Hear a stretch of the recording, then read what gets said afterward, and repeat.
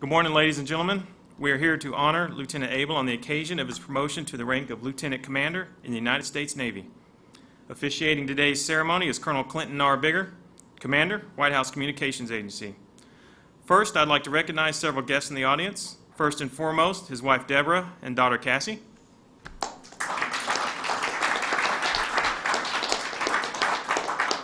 Colonel Maureen Bethea, United States Army, Director, Defense Visual Information, and Colonel Michael, Halbig, United States Air Force, Director, Defense Imagery Management Operations Center. Exactly. Always make fun of them until they need them. And of course, I'd also like to thank all of our team members from WACA for taking time out of y'all's schedules to be here with Lieutenant Abel today. And now, it is my pleasure to introduce Colonel Bigger, Commander of the White House Communications Agency.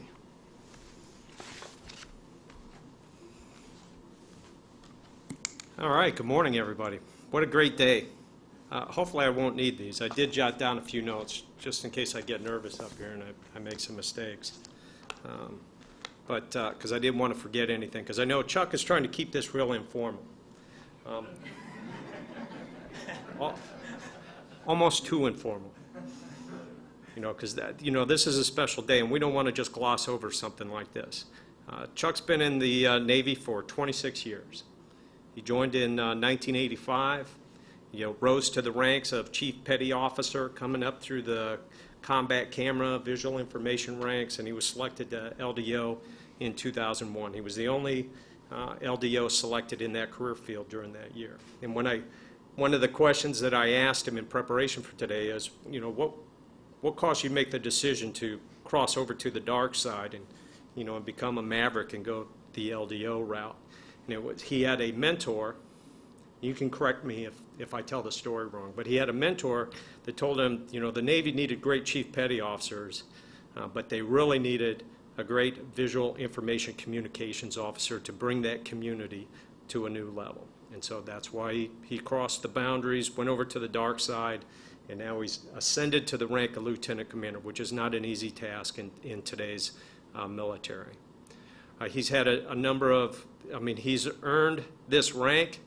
I'm not going to read his biography to you, but he's had a number of tough assignments, and he's deployed numerous times, as his wife Deborah can attest, and his daughter Cassie could attest to. And he's done well. One particular assignment, we actually served at the same time in Iraq when he was serving on the Strategic Effects staff under General Bergner when I was the Deputy J6 for MNF-5 when General Petraeus was in command in MNF-5. And I know that if he survived that job, working in the realm of strategic communications and visual information under General Petraeus, that he truly deserves all our respect and honor for having done that. Because I sat through numerous briefings with General Petraeus, and strategic communications and information operations was so critical to his scheme of maneuver for executing the fight in Iraq. It was huge. And there were many days sitting in the briefings I used to think, man, I'm glad I'm not that Navy captain sitting up there briefing. I don't remember that guy's name. I think he was a Navy captain that would come to Victory Base and give the briefing, because General Petraeus was just knee-deep in it. It was extremely important. And so Chuck played a role in that. He would not have survived if he had not performed well. And he did survive. As you can see, he's still here with us. So that was a joke, Deborah. So I need you to write that down. For those of you that don't know, she is a talent recruiter for McKinley Partners in Alexandria. And I'm blowing my audition here today, but I'm really going to give it a shot, trying to get a toothpaste commercial or something like that after I retire. All joking aside, given that nobody's laughing, there you go. I got the obligatory colonel laugh. See, when you make 06, you get those.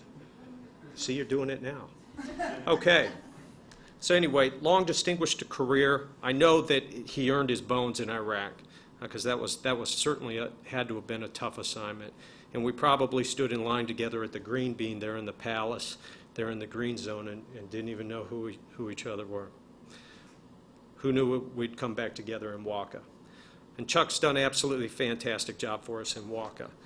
Coming in, you know, it's nice to have 2 officers and Vic to help carry the load. I'm sure that Mr. Van Kuren could attest to that, you know, to help him with, carrying major sides into success, which sometimes is a heavy load.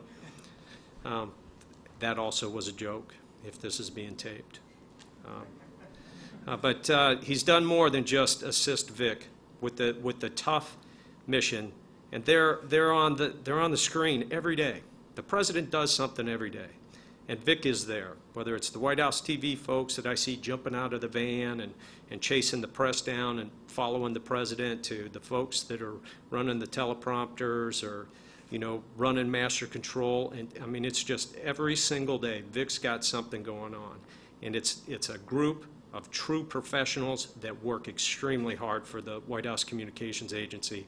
Chuck's come in, he's filled, and he's done just a fantastic job becoming a member of the team, becoming a leader that the members of Vic can look up to and count on for being there with sound judgment and leadership. He's also served as an affiliate, deployed 9 times, 89 days in missions in support of the president.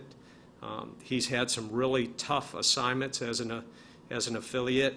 I think he was the APCO for Westminster Abbey in London, you know, or the Parliament building with the, you know, where the House of Lords and the House of Commons in England. So, you know, it's not like we send him to Iraq or Afghanistan or Mongolia or anything like that. He gets those really tough trips.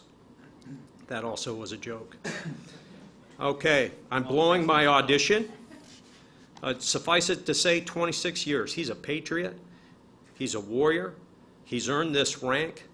I'm glad that the Navy has recognized this and his ability to serve at this level of leadership. I'm sure that he can go farther should he decide to stay in till 30.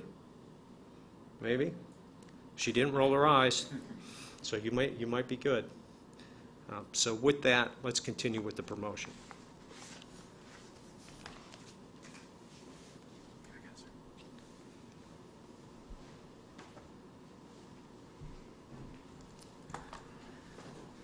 All right, before we get to the money part with the promotion, we're going to now present Lieutenant Abel with the Presidential Service Badge for his loyal, dedicated service to the President. To all who shall see these presents greeting. This is to certify that the President of the United States of America has awarded the Presidential Service Badge to Lieutenant Charles M. Abel, United States Navy, for honorable service in the White House, given under my hand in the city of Washington by direction of President Barack Obama this first day of September 2011, and is signed George Mulligan, Director of the White House Military Office. Okay, since we're keeping this informal, Deborah, why don't you come up and pin this on?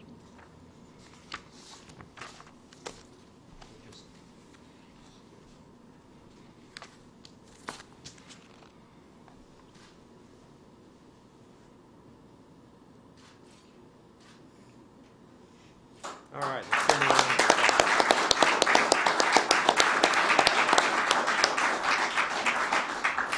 Now, I'm sure that was cool for you, ma'am, but now we're going to do the money part, so this is what's really good. All right. Now we're going to do the promotion part.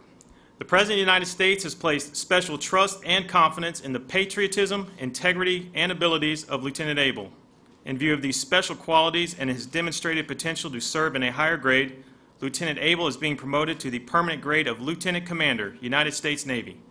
Colonel Bigger will now administer the oath, signifying Lieutenant Abel's continued commitment to both the United States Navy and our great country.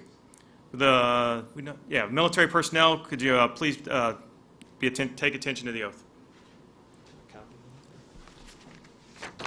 Just in case. Yeah, right there, sir.